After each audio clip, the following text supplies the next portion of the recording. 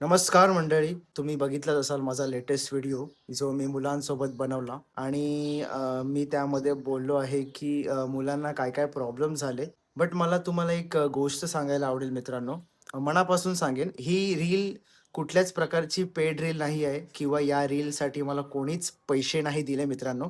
तर गैरसमज करून घेऊ नका आणि मला सांगायला हे आवडेल, की मी तिकडे पोहोचलो त्याच्या अगोदरच मला एका क्राउडमधून एका माणसाने सांगितलं, की इकडे ऑलरेडी प्रमिलाताई पाटील, जे इकडच्या नगरसेविका आहेत, त्या ऑलरेडी इकडे व्हिजिट मारून गेल्या आहेत आणि मला एवढं भारी वाटलं ना, कारण की आपल्याला कसं वाटतं, की यार या नगरसेवकाने हे काम नाही केलं.